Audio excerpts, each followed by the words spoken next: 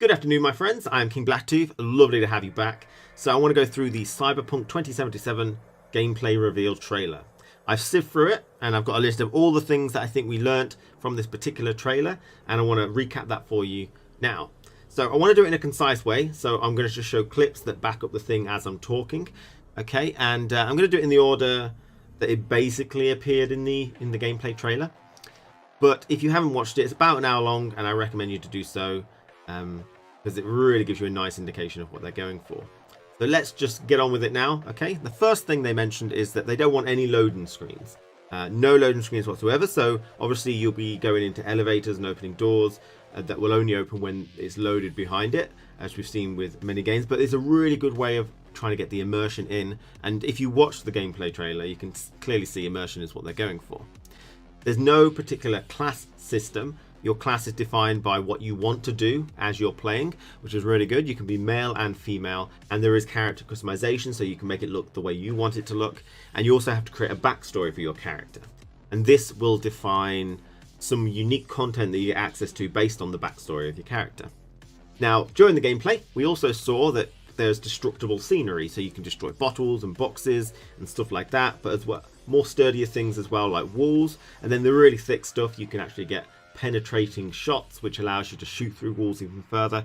So there's a lot of destructible scenery, which will be quite good to see when there's a hectic firefight going on.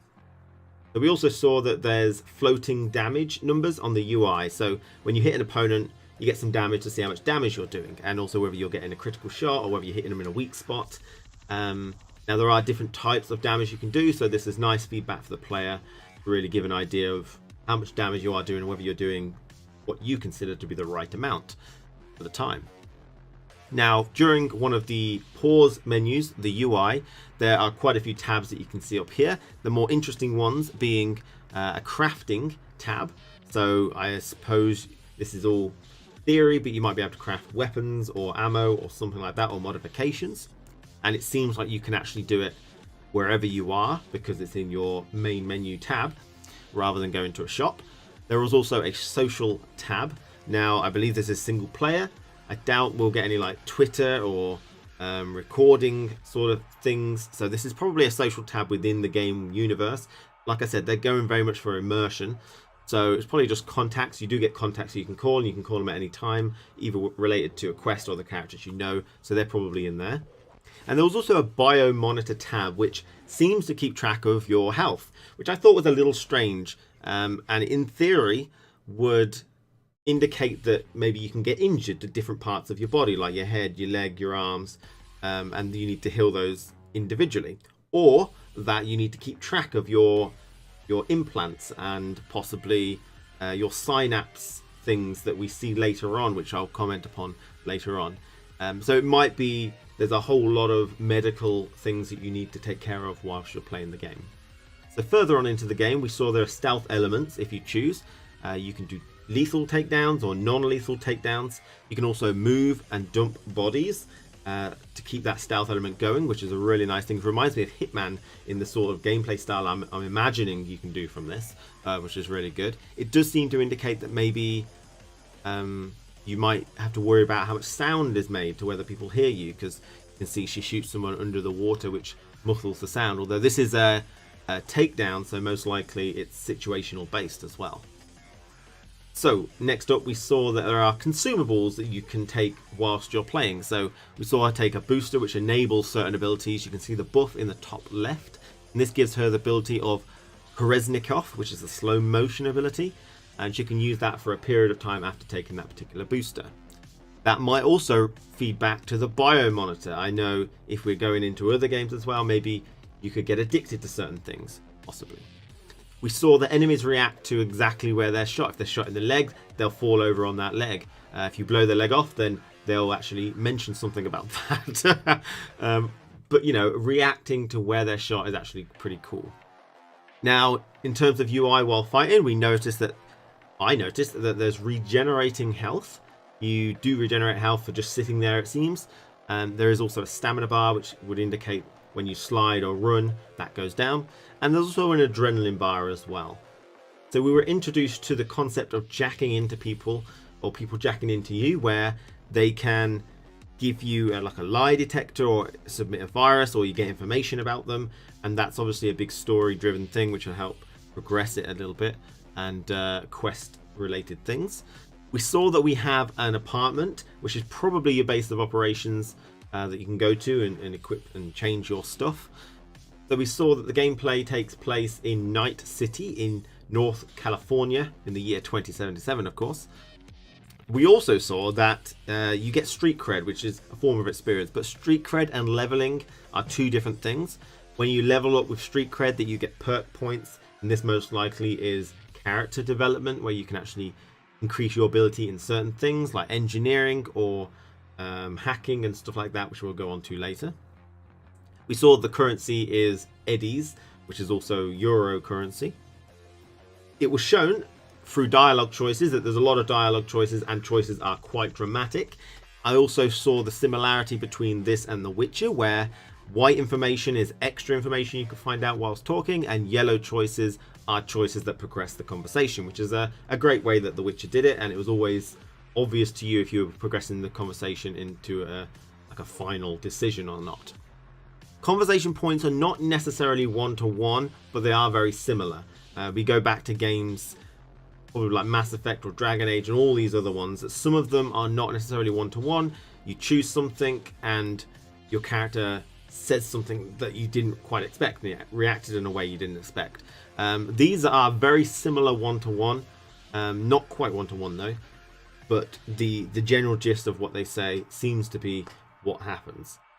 I have to see how good they do with that, but they did a great job with The Witcher. When you chose the dialogue option, you kind of knew what you were doing. So we were introduced to the concept of shards, which are like data disks that you put them into your neck, and you get information from it. We saw that you get the visual mission briefing, so you get a lot of information about the mission, which is a great way to storytell, I must say. But it can also contain viruses and stuff like that.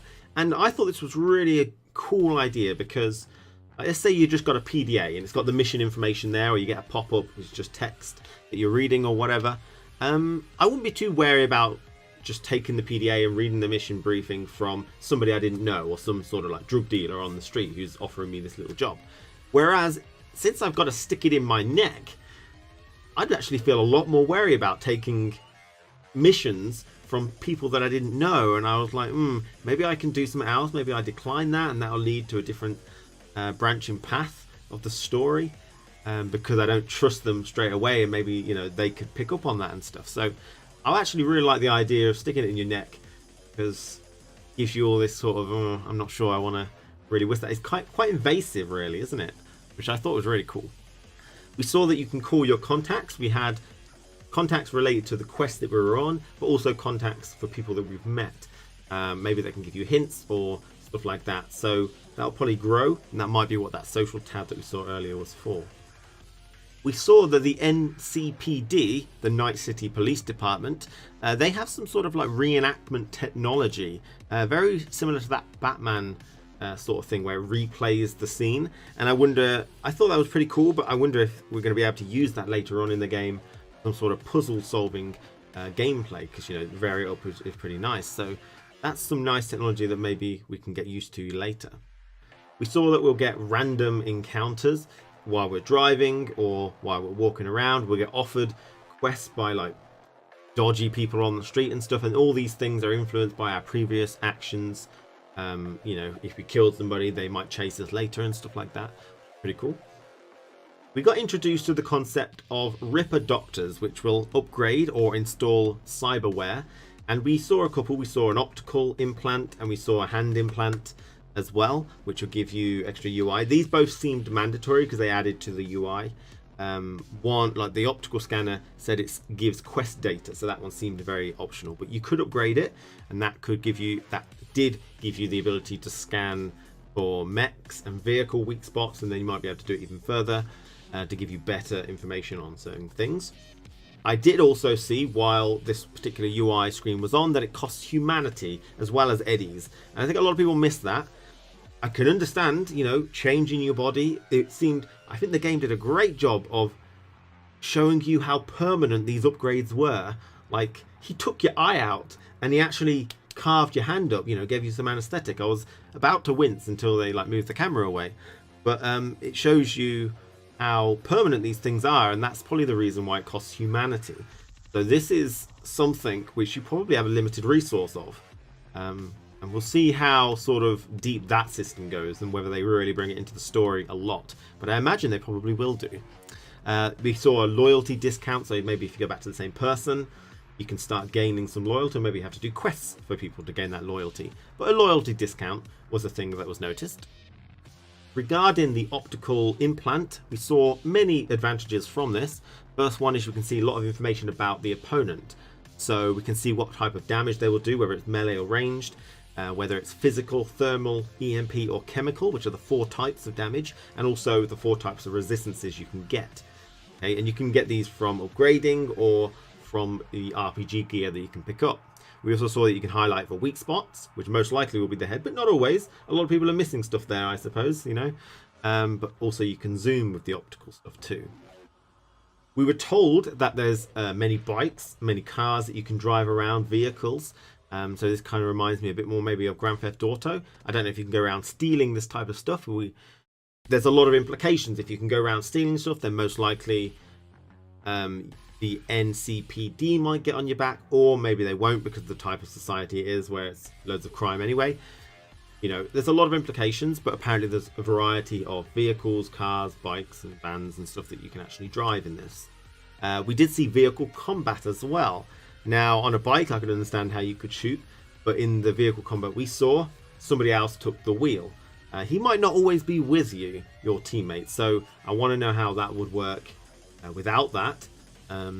But there will be random encounters while you're in a vehicle, which is a really nice way to spruce it up a little bit. I also noticed during the gameplay that they obeyed the laws excessively.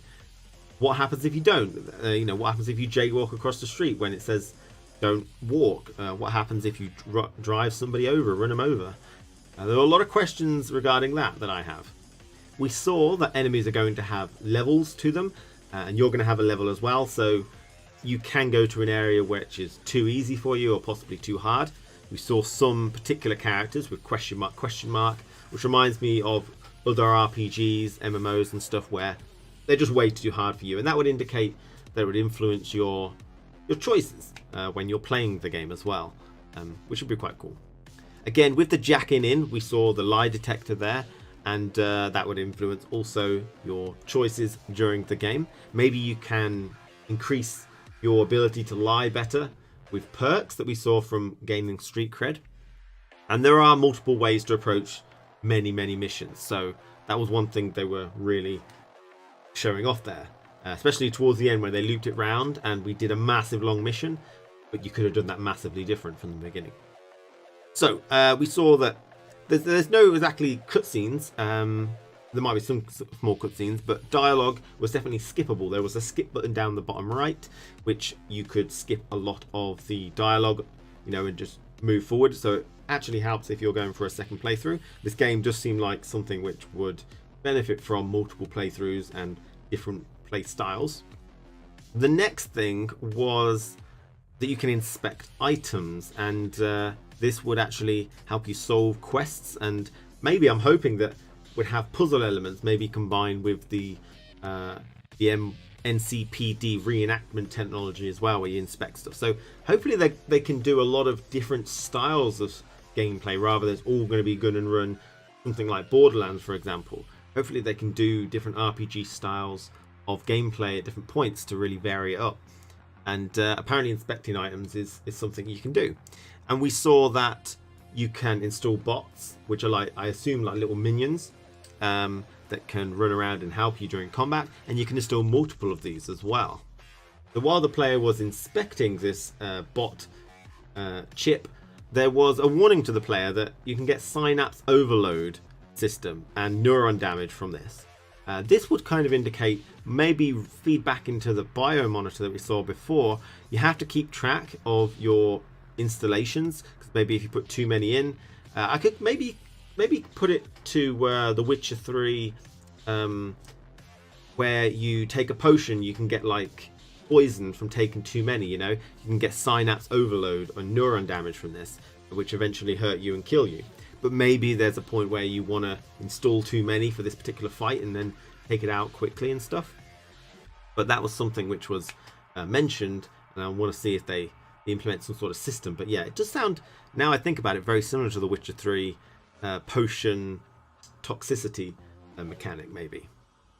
We saw that you can equip gear. We know it's an RPG, so you can equip gear, but it seemed like you can equip gear to the face, the head, the body, the chest, your jacket, and your pants. Now, to the face might be a bit weird, you know, when you're thinking like nose piercings, but we have to remember it's Cyberpunk, and we saw several people with like a massive portion of their face missing, like the jaw missing.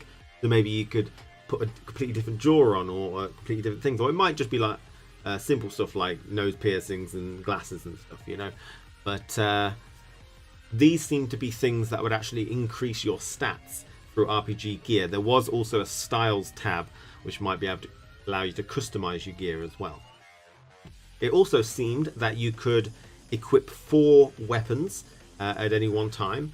Okay, there were 4 slots for weapons, and there's also a chipware slot where the bot particularly went in. I wasn't able to see where that exactly was, but that was there as well. So we heard about weapons having an alt fire mode, which would indicate that weapons can be used in a multitude of different ways, which is good because you can only have 4 at a time. Because it's a loot-based system, it seems to indicate that you could, you know, keep these weapons forever once you pick them up, and then maybe you'll pick up a better weapon later on. But there is progression with the weapons. Each weapon has equipable modules, okay, and it seems like you can switch them in and out and really make that weapon how you want to play. And we got to experience some of these particular modules. Some of them were ricocheting targeting system, where you could bounce your bullets off a wall and hit people behind cover. Another one was revealing enemies behind walls, and another one was smart targeting, where the bullets would bend and you could shoot not at the right place, but then it would bend to hit the target, so you can shoot round walls, which is a lot safer. We also saw some rarities for weapons as well. We only saw 3 rarities, but I think we can easily establish the other ones. We saw uncommon, rare, and epic. 1 slot before uncommon that we didn't get to see, probably common, and one slot of rarity after epic, which is probably legendary. So 5 rarities of weapons, which is pretty cool. We also saw some particular stats about the weapons, recoil, spread, range, and stuff like that. How much DPS and how much accuracy it had as well. There seems to be, because when you level up your street cred, you get perks. You can do things into engineer. You can put your perks into hacking, upgrade paths to really improve your stats of your character. And there were hacking mini games. There was also known as netrunner skills. You can, with the engineer, you can fix, disassemble, and disarm devices. So really, this is where the no class system comes in, where you can really choose how you want to play as you go. Pretty cool. Now, in terms of other things that we saw a couple of movement options the character can have. There was a double jump. Whether this has to be a module equip or an upgrade path you have to follow, we don't know. We saw a slide, a running slide. We saw wall running, or wall climbing, or wall holding, depending, I don't know what the extent of that is, but using those particular claw things. We saw sideways strafing, where you can dash to the side to dodge things and stuff like that, which is pretty cool. And it actually looked like these movement abilities were actually incorporated, especially into harder fights, where you really had to dodge, slide, and double jump over things or under things to avoid getting hit, which is pretty cool. And finally, we saw the concept of jacking into opponents which were taken down, that I've already mentioned before, but this one seemed to show us a squad hierarchy, which you can probably based on authority. If you hack into someone a lot better up the chain, probably has more access to a lot more things, and means that you can do things to other people. But I reckon this is probably one of the main things that might be subject to change, because they mentioned that just before they showed it, because it might make some encounters too easy. But again, that's why I think the hierarchy of authority might be coming into play here. But they're all the things that I saw from the Cyberpunk 2077 gameplay reveal trailer. There's a lot there, and let me know if you've seen anything differently or what you think of the game so far. Obviously, Cyberpunk is not my first go-to. I much prefer fantasy myself, but the immersion they showed is groundbreaking, and I really like that. I love myself some immersion, and I actually am really excited by this gameplay trailer. This seems to be the one that people saw during Gamescom, which they've decided to show us. And to be fair, it looks really good. I actually wouldn't mind playing this right now, thanks. Take care, everybody. See you again very soon. Bye bye.